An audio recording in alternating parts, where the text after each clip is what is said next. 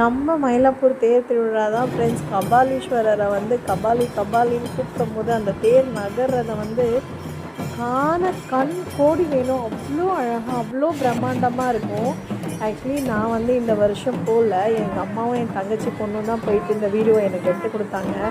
ரொம்ப ரொம்ப ரொம்ப ரொம்ப மிஸ் பண்ணேன் எங்கள் கபாலீஸ்வரரை. ஏன்னா அந்த தேரில் அவர் கம்பீரமாக உட்காந்துருப்பார் பாருங்கள், அதை சொல்கிறதுக்கு வார்த்தையே கிடையாது. எப்போவுமே இந்த வந்து 63 அப்புறமா இந்த தேர் நந்தி அவதாரத்தில் வருவார் இல்லையா, அது அதிகார நந்தி, எல்லாமே அவ்வளோ சூப்பராக இருக்கும். வருஷம் ஏதாவது ஒரு நாள் நாங்கள் அட்டன் பண்ணிவிடுவோம் அந்த 8 நாள் திருவிழாவில். பட் ஆனால் இந்த தடவை தான் வந்து ஸ்டார்டிங்லேருந்து ஒரு திருவிழா கூட பார்க்க முடியல. ரொம்ப மிஸ் பண்ணுற மாதிரி இருந்துச்சு.